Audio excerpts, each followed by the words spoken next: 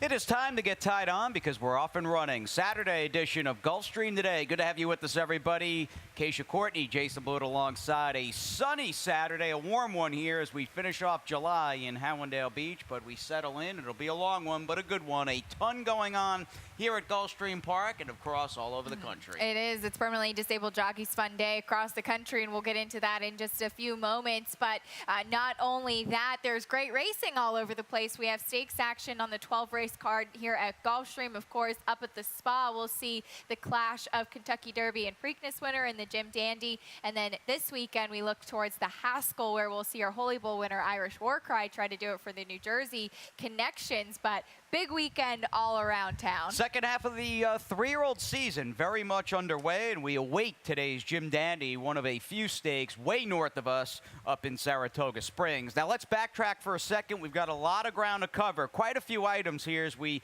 get ready for this 12-race program. And despite the fact you picked 4 or 5 winners yesterday, 3 people, actually, who won the drawing for the Beat the Expert contest managed to pick more than you, and I'm pretty surprised. They did. I looked back, I had 3 winners. So I guess, I made some sort of okay showing for myself, but I think the worst beat was when Beauty of a Day got beat literally by her whiskers. Unfortunately, on the wrong side of that bob, and a couple other photo finishes. Some big prizes yesterday. The Rainbow Six went down, but congratulations, Stan, Mike, and Ann. You will be getting your Beat the Expert polos. All right, good. And we'll play again next Friday. Free to play on our Facebook page. Give us a follow on there. Give us a follow on Twitter. We're on Instagram as well. And certainly we'll keep you up to speed with all the goings-ons here, as they say, at Gulfstream Park. Now, as far as the Jim Dandy, first time ever a Kentucky Derby and Preakness winner have wound up in the Saratoga local prep for the Travers, the Midsummer Derby. You've got the Florida Derby winner, Always Dreaming, against the Preakness champ, Cloud Computing. And why not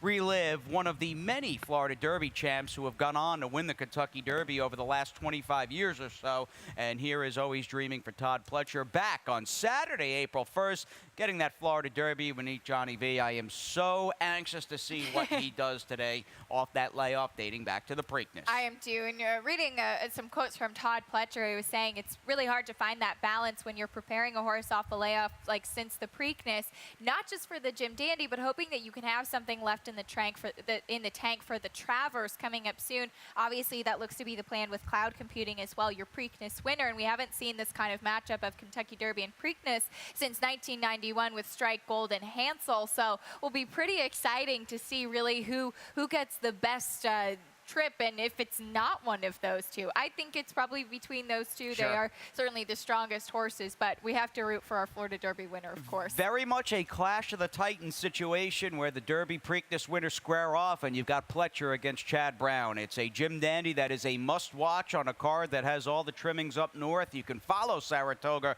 right here on track with us, of course, at Gulfstream Park. In fact, Silks, I know, will be jumping our state-of-the-art simulcast parlor. Now, giving you a quick rundown as far as what's on tap locally. In fact, this is true for basically every thoroughbred racetrack running in the United States today. It is the Permanently Disabled Jockeys Fund Day across America. That's right, Saturday, July 29th. We've got plenty of festivities planned over a 4-hour window right outside the winner's circle. And you can see $5 gets you 3 throws. I tweeted out the list yesterday. Lots of jockeys have already signed up. That's 1 to 5 on the apron here at Gulfstream, right outside of the winner's circle. And not only your favorite jockeys, but your favorite handicappers as well. Jason and Ron, such good sports. And a big thank you again to our friend Andrew on Twitter for donating the $500 that Jason and Ron will be heading to the dunk tank today. It'll be right after race number 5. We will have it for you. I'm sure it'll be plastered all over social media. It's for a great cause. And again, Andrew Choi donating that $500. Wrote the check out yesterday morning, sent it immediately to the Permanently Disabled Jockeys Fund. And a big shout out to one of Thoroughbred Racing's great friends. Moving on to the carryover situation, we've got one for you. The dollar rolling super high 5 that begins with that 8-horse cast in race number 1 will give you around $2K or so to start the action, I should say. A little over 2 G's in the kitty, and that obviously coincides with the springboard race number 1 in the 50-cent early pick 5. And somehow, some way, on a non-carryover Rainbow Six Friday, and don't forget the ever-popular middle pick 4, but I'm amazed they hit the Rainbow Six yesterday for 2 straight days. It was pretty impressive. $20,000 plus took down the Rainbow Six sequence yesterday, so we'll start anew again today. And we've actually seen this happen quite a bit, that they'll take down the pool for a really big price, come back and take it again the very next day. So don't sleep on it. $20,000 is still not a bad payday. Nope. And then we'll cap things off with the late pick 5, 50-cent wager in the 8th. All right, a dozen races on the program. We'll wrap up the live action a little before 7 p.m. We are fast and firm. The sun is out. Some big fields today as we get tied on for the first. And again, the opening pick 5 begins on the turf with a field of 8 at a Iona 16, $10,000 3-and-up claimers. And who are we using here in race 1? Well, I'm going to use a couple in here. As I said before we came on, I have literally been trying to get Turkomani home since April 2nd. So we'll see if today is the day for him. I'm going to back myself up with Giant's Voice as well. Recalibrating, taking the early money. I did prefer a couple others in here in the opener. Using 3 in the next 2. As we get to the 4th race, I think Fueled by Drama and Wise Warrior are the big 2 in here. I like Wise Warrior with Miguel Vasquez climbing aboard this afternoon. And then as we get to the 5th race, I'm going to single Golden Point for better or for worse. It's a tough race, but I've really liked the horse for a while and have been waiting for him to come back. I think it's his to lose.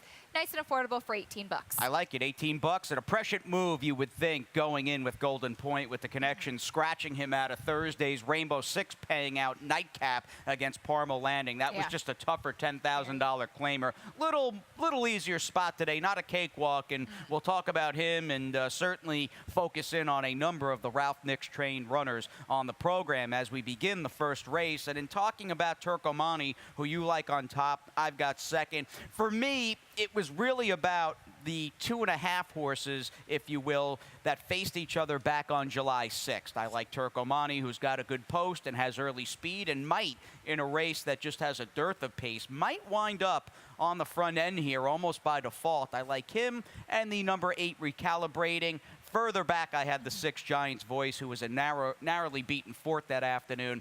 In the case of Recalibrating, I know he's a little inconsistent. That worries me. He's also been the recipient and at times the victim of some very wide trips. If he shows up, and again, consistency has been an issue, but one of his better efforts, and he works out at least one turn, a ground-saving trip. Just one turn today, I think he'll be right there. You're absolutely right. It seems like every time you turn around, he's floated wide on every one of the turns. And the inconsistency factor with him was really one of my concerns. And he is, yes, a bit pace-dependent, and it doesn't look like he'll have too much to run at. Now, last time out with Turkomani, he was pulling and actually moved very early. So I hope that Jorge Ruiz is perhaps either lets him put everyone to sleep on the front end or is a little bit more patient with him this afternoon. He's just a really big, good-looking horse. He always shows up dappled, and he always runs well. But again, I've been trying to get him to win for a while, so hopefully maybe the pace scenario will work out with the inside post. All right, the board obviously with 51 on the clock is going to change quite a bit between now and race time as we start the first of 12. And that's a Saturday card that, of course, continues in race number 2, as we do have one scratch to report, the number 2 General Obvious, who was one of very few defections on the program. Obviously, there's good news in that department, but a field of 5, the old 5-pack in race 2 as they hit the main track for a 7-furlong elongated sprint. There was some hesitation, or there would have been some hesitation in my part in backing a horse like the number 3 Prudhoe Bay, looking at the likes of Jorge Navarro, Safi Joseph Jr., Mike Maker, and the fact that the horse is not in razor-sharp form per se. But the fact that his trainer, Luis Ramirez, has gone 5 for his last 7 here at Gulfstream Park with wins at 10-1, 11-1, 5-1, 39-1, and 14-1. I'm just going to go with the flow, and I'm not fighting it. Prudhoe Bay for me, hopefully on the front end, and he never looks back. And that's one of the reasons I didn't leave him off, because it's absolutely amazing how things have kind of turned around. Now, this horse tried the turf last time, didn't really lift his feet at all. Beaten as the favorite 2 starts back with Mike Maker. That's got to be a bit of a question for sure, that a top-notch barn, when he is the favorite and has Tyler Gaffalione, can't get the job done. But he's an 8-time winner, 3-time winner here at Gulfstream. He certainly has a lot of back class, and I agree. I wouldn't leave him off. I did land on a horse that's a bit of a question, actually by default, the number 4, Time Will Tell, who last time out he was just really, really ranked, very uncomfortable. Edgar Zayas had a really tight hold on him, and then when he did ask him to run, he tried to go up to rail and then was just kind of empty. It looked like the rail that race wasn't actually where you wanted to be. So I hope that maybe Tyler Gaffalione gets him in just a little bit of a better spot here today. He's now 4th off the bench as well. Field of 5. Not a lot of pace on paper. Maybe Prudhoe Bay is the speed of the speed, again, almost by default, but you know Gaffalione is going to be well aware of that with Time Will Tell, and he'll have him where he feels is the best spot as they make that long run down the backstretch early on. Moving on to race number 3 this afternoon, mile and a 16th, as we bounce back on the turf course with this group of 12-5 maiden claimers, 3 and up. I found on today's card, Acacia, there were a number of very interesting replays, a number of last out troubled trips. And maybe topping the list happens to be the number 1 Last Lightning. I'm reminded of that old blues song. I think Albert King penned it back in the 60s. If it wasn't for bad luck, I'd have no luck at all. When you consider the run this horse has been on, post 10 of 10 3 back, lost the rider 2 back, and this ride here and trip was just a nightmare from this point home. If we could just pause it there, guys, and we have the number 10 horse. This is who you want to watch. You want to watch the number 10 Last Lightning in the black cap. Ramsey Zimmerman tries to get some forward position down the backstretch, and we'll roll the tape from here, and he tries to run up inside the 7. Nope. They're hitting the bank of the far turn. Got to steady out of there. Okay, so what did he lose? A length or 2 and all of his momentum. It gets worse. So they start continuing their run around the far turn. It's going to take them up in between horses here. Where are you going to go? Let's just pause it right here. White blinkers. Can't miss them. Last Lightning. All these horses in front of them. There's just really nowhere to go. We'll roll the tape. They get closer to the quarter pole and to the top of the stretch.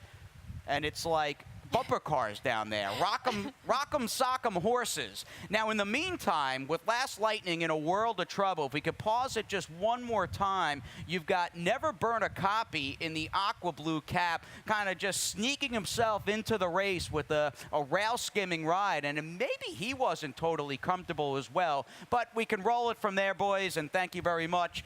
And when it comes down to it, this was just a magical mystery tour for the number 1 Last Lightning, and it's a tough game, but Chuck Simon, a very loyal guy, doesn't make a rider change. If he works out a clean trip, even 80% worth of a clean trip, I think he's going to break his maiden. I don't know about Magical Mystery Tour. That was a nightmare going through that. But yeah, you did a great job highlighting all of the trouble that this horse got into, and just watching the race. If you had bet him, I can just imagine that every single point you're like, what's going on? So I think maybe the blinker's off in here. That's the main change. He also gets an inside post as opposed to being outside, which I do think he was compromised by, again, all of the bumper car things that he had to deal with. But he is kind of a closer, so he will have to work out that trip from the rail in here, which was one of the big questions I did have about him. As far as Never Burn a Copy, I think you can't ignore the jockey change to Roberto Alvarado Jr., as this horse's last 2 races at this level were very strong.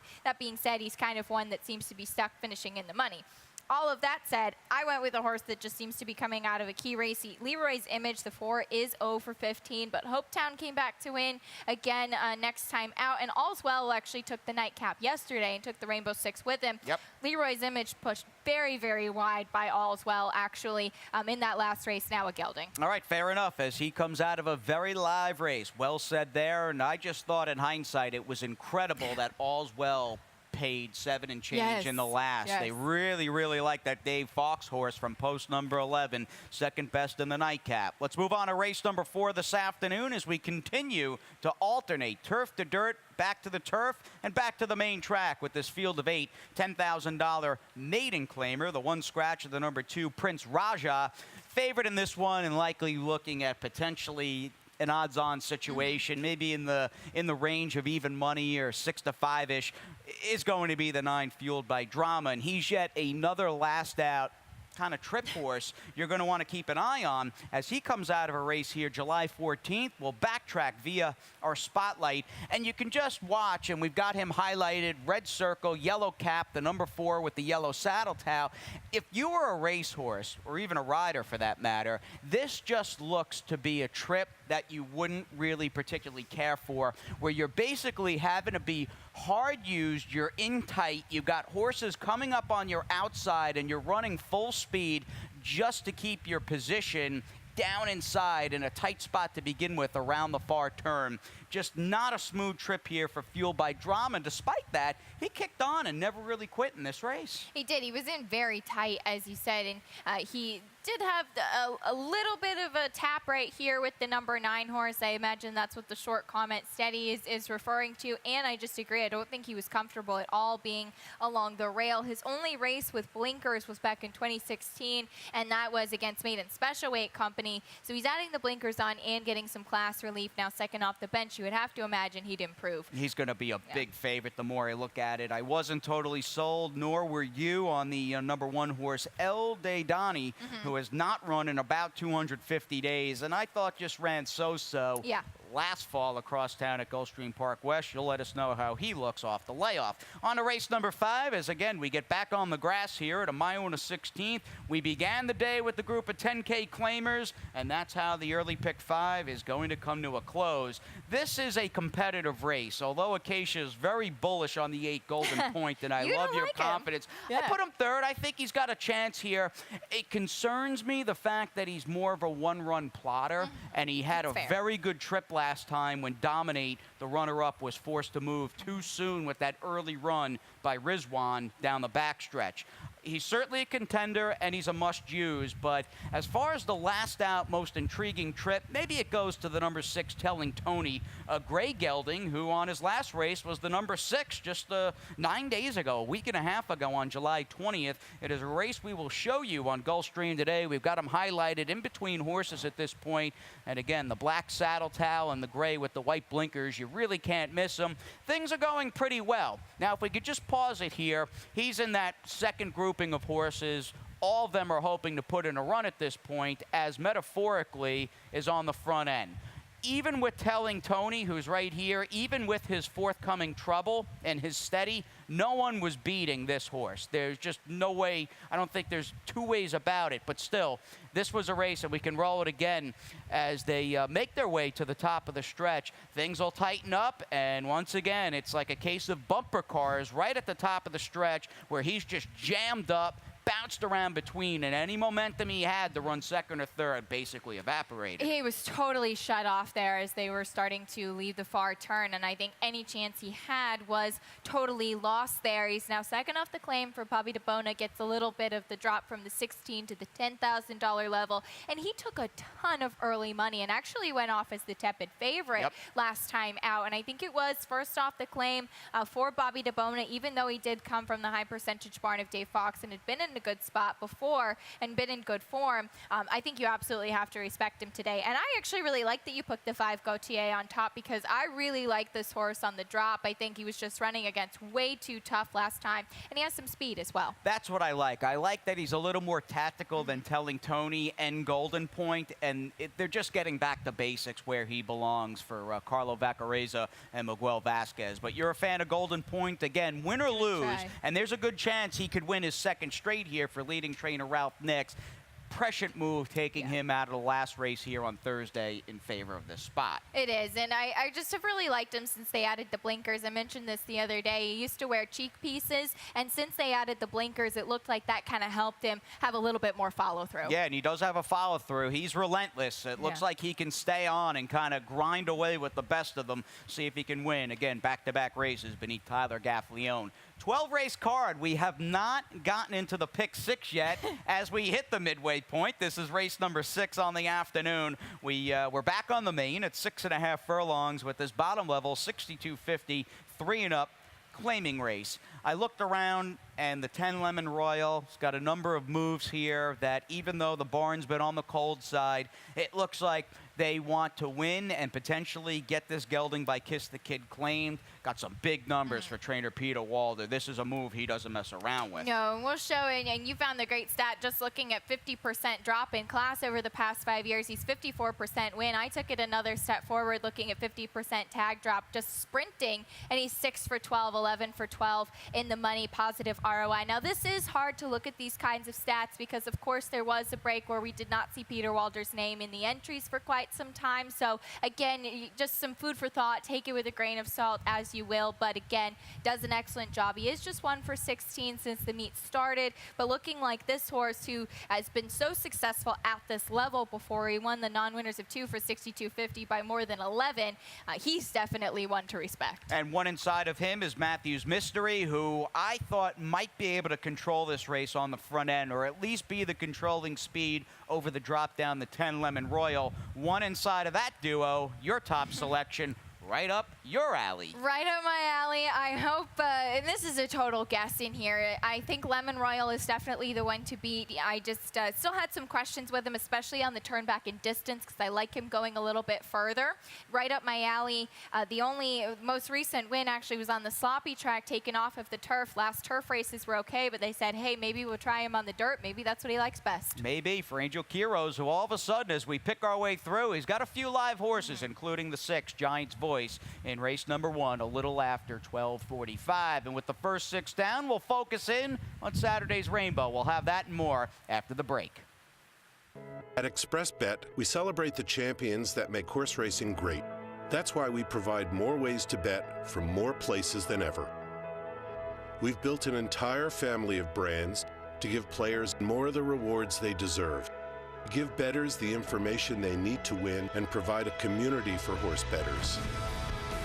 Because the best way to support the champions of horse racing is to champion horse racing. ExpressBet. We are racing. Saturday, August 5th, summer's hottest series returns to Gulfstream Park. It's the Florida Sire Stakes and Summer Soiree. Cheer on Florida's thoroughbred stars of tomorrow in this thrilling afternoon of live racing action. First race is 12:45 p.m. and admission and parking are free. Plus, savor an array of international and domestic pairings at the wildly popular wine and cheese tasting. Don't miss out. Get your tickets today. Visit GulfstreamPark.com for details. The Florida Sire Stakes and Summer Soiree series. Welcome to your playground, Gulfstream Park. And we're back here at your playground, beautiful Gulfstream Park. Acacia and Jason from our Paddock Set Studios on a day where there's a nice little breeze coming westward off the Atlantic Ocean, not too far away from the sea. And let's focus in. Will there be a rainbow for the 3rd consecutive day? I don't know. Whoever's been playing this sequence lately has been pretty good, but we'll take a look at my stab at the sequence. I could not find a single, try as I might. And honestly, would love to go deeper in some of these races. So find some friends, go in together, make a little bit of a bigger ticket. I'm just going to use Croy and Completely Bonkers in the opening leg. I think those are the big 2 that you could make an argument for a couple others as well. Using, recent transactions and Grant Edge in the 8th. Wanted some coverage in the 9th at maiden special weight. I think that's a very strong race, actually. Little No Way looks to be the horse to beat, but some nice contenders in there. Just 2 deep in the 10th. And our 11th race is the stake today. That's the Added Elegance Handicap. I'm using all 4 of the big players in here. I thought it was a wide open affair. Our Kinsley Doll is my top pick, but really, again, you could make an argument for several. Yep. And then as we cap things off, Whoop-de-Doo and Salutation will do it for me in the nightcap. I hope you're saying whoop-de-doo after they run the 12th race today and you hit that Rainbow 6. And whoop-de-doo, I think, if you wanted a single, maybe off the July 1st race against a much deeper field, maybe that horse, for me anyway, in the late pick 5, I did single that horse. But it's a wickedly tough sequence, both in the late 5 and the Rainbow. That begins with the cast in race number 7, a Florida bred, other than allowance optional claimer, going a 2-turn mile on the turf. They've got to beat the horse Acacia I have on top, the number 4, Completely Bonkers. But Croy, the inside runner, ran well in his most recent for Midwest and De La Cerda. And if someone said to me, Beneficiary will run back to this most recent race we're going to show you from July 2nd, I would say, well, sign me up. I'm in at a big price. Beneficiary is the one highlighted on the front end. right there, boom, and then we've got Croy in the familiar green and black of Midwest. Beneficiary moved like a slingshot runner around the turn, blew this race open, and I was amazed at how well he held on, only losing a tough one to Major Key. Croy's more of a plodding type who slow and steady is his way of going, and he ran well to finish third, beaten just less than a length. But considering Beneficiary, if we could just freeze it here, blew open this race on the far turn and arguably moved a little too soon.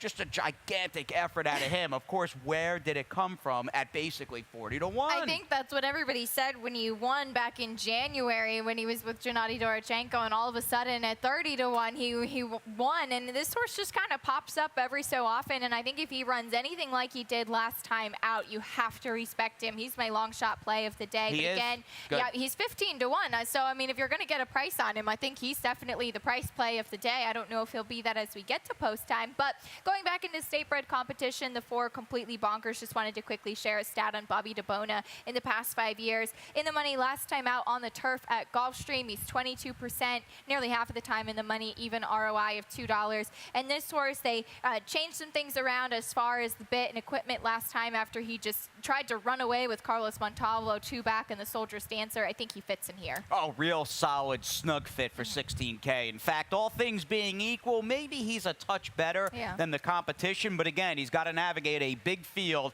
and horses who ran well in that last race we showed you July 2nd. Late 5 begins race number 8 on the program here as we start to make our way down the long stretch on this Saturday card. A 2 lifetime, 3 and up filly mare claimer. We'll give you a rundown of my ticket. Again, whoop-de-doo. I think in race 12, when it came down to it, he was just a logical horse for me to try to build this ticket around. And I'll never give out a ticket as far as the late and early pick 5s go that I wouldn't put in myself, and I could spend $36 on this because I think he's a key player and way the horse to beat in the 12th. The stake, I agree, Acacia, wildly competitive. We're going to use 4 in this opening leg, and that underscores again just how competitive and deep some of these big field undercard races are, although in race number 8, I picked the 3 Grand Edge. Who do you have on top? I use Grand Edge second. I think he's certainly, with the jockey change to Miguel Vasquez, a really big player in here. He didn't have much room last time, a bit of a tough trip.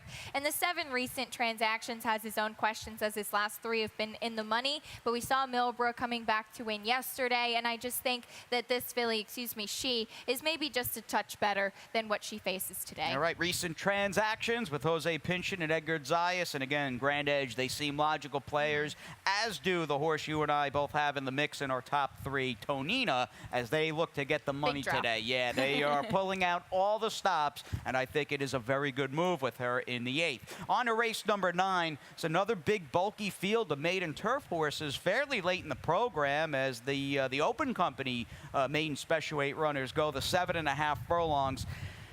I don't know who the horse to beat in this race is. Maybe it's Little No Way, because I do agree that this horse ran big last time, and maybe, just maybe, cutting back a furlong to 7.5 might help this horse a lot. I like that too. I like the little bit of the turn back. I like to see Tyler Gaffleone in the saddle, and I think that he just faced tougher last time with the Pletcher train Slamey and the Maker train run time. I think he was running against big players in there. Now the number 5 Dream Rider, who I liked a little bit more than you do. I know you have some bullets to share, but I think this one will take money based off of the mare did win on the turf, and he's from the Cassie barn. We'll show a stat though. First time starters on the turf and maiden special weights at Gulfstream over the past 5 years, just 10% winning, and it is a negative ROI. Is that one of the big reasons you passed on this one? Yes, that is one of the big reasons, and the fact that they paid a decent amount of money for this gelding by Candy ride, and he's not with the so-called A-team way north of us in Saratoga Springs. Just as far as some pedigree notes to take note of. 3rd fall out of a turf-winning dam. Couple sibs have raced. They're both multiple winners on the dirt. And again, just 9 for 83 as the Barnwood Firsters, debuting long on the grass over the last 60 months. I like Archer Road. I think he is a work in progress, and although he's going to have to take another step forward today, you might just get it, considering his last was by far, I think, the best effort of his career, although he's facing better horses here. Yes. he's got to take another step forward. Maybe he does it today with trainer Stanley Gold. He could, and I actually remember I picked him in the money back when he was 43-1 in his very first turf start, because the first time I saw him on the dirt, I made a note that I would love to see him on the turf. So I love that they've kept him on the grass. He looks like a turf horse for me. I thought he really improved last time against state-bred competition, so that is my only concern with him in here, but absolutely think he's moving in the right direction. Yeah, Stanley Gold sees plenty of action late in this Saturday card. He's got one coming up in our featured 11th race. We can't get to that without talking about another big field on the dirt in this 62.53 and up claimer in race number 10. It is a race that you and I see fit to use the number 2, at least on top, that is, More Applause. And what swayed me in the direction, I'm sure it was the case with you, was just De La Cerda off the claim for a non-Midwest outfit, actually. But we know the trainer, no matter who the owner is, does a great job. He does a great job. And you can argue, well, this horse's last win was on a sealed, sloppy track, but that was 2 starts back, and he was in great form on the fast main track before that, actually even against a bit tougher. So I think he fits at this level. The other one I thought was a player was Nutty Boy to the outside, but he's kind of an inconsistent horse. He doesn't seem to be able to put back-to-back wins or good performances together. Fair enough. Fish fan, and I am a big Fish fan, as they play 13 shows consecutively at Madison Square Garden. They're in that run as we speak. He's a little, at times, inconsistent. Maybe he was due for a clunker. I'm hoping he'll be able to turn it around on a Saturday afternoon before the band plays MSG later tonight. Now, moving on to our featured 11th race. It took a while to get there, but hopefully, and we think it'll be worth the wait. There's just a ton going on in this race, including Cat's a Diva, who is a former Todd Pletcher trained filly by Tail the Cat. She is now with trainer Jonathan Thomas. And why don't we relive some cold weather racing way up north on the inner track at the Big A. We're going to South Ozone Park, and we're going to look at a race 3 back for Cat's a Diva, who, when she's right and she runs her race, she is a very, very game filly. She is. Now, when she got on the turf last time, she was very rank. I think it was kind of one of those episodes where horses try the turf for the first time and they just don't really know what to do with themselves. The tenacity that she showed in this race, coming back after she was headed and ended up getting the win that day, I thought was a huge performance from her. Now, she got very hot on the racetrack last time. She got very worked up. She's a lighter frame filly. I took a wait-and-see approach with her, but Jonathan Thomas has been going great lately. I did land on the 3 R. Kinsley Doll. Quickly, we'll show a stat on Ralph Zadie. Just looking in the past year, going from turf to dirt with sprints, he's 7 for 18 and 61% of the time in the money. Big ROI. Back on the dirt where I think she belongs, so this is where I landed. Yeah, she's just a better dirt horse. They tried the turf last time. It did not work out. We'll do the last quickly. That means we can give a quick pop to Sweet Khaleesi. Maybe some Game of Thrones fans are in the house as she comes in off, hands down, the best performance of her career. And maybe she's just one of these fillies for Stanley Gold, who's in the zone and who has figured things out. She really seems to be, and as we look at that race where she did win by 4 3/4 lengths that day, that was second off the layoff as well. It was about 5 months. She was the #1 that day, and she just pulled away very impressively. I do kind of wonder if 6.5 is maybe a little bit better for her, but they've gradually stretched her out, I assume, working up to this distance of going 7/8, and after that last race, she certainly proved herself as a player. And it does seem like the #4 Colt Classic is the last of the 4 main players, at least on paper. As she comes in, she's going to need a very good effort, a real A-level effort, stepping up, making her stakes debut off a layoff that basically dates back to Travers weekend of last summer for trainer Ralph Nix. We'll do the last quickly here as Pete Aiello's waiting to get on with your scratches and changes. Race number 12, a turf event, the 2 lifetime $10,000 claimer, and not to belabor the point, it's just on a horse-for-horse basis. The crew whoop-de-doo face last time on July 1st, I think, is from here to GPW better than this cast here in the 12th today. I absolutely agree with you, and that was his first turf race. Excuse me. He was only beaten by 3/4 of a length. He's kin to a horse that won 8 times on the grass. I think today's the day. All right, today is the day. We've got 12 no matter what. We're glad you're with us here at Gulfstream Park, and we'll take a little break on Gulfstream today. Pete Aiello standing by, the voice of GP, with your Saturday scratches and changes.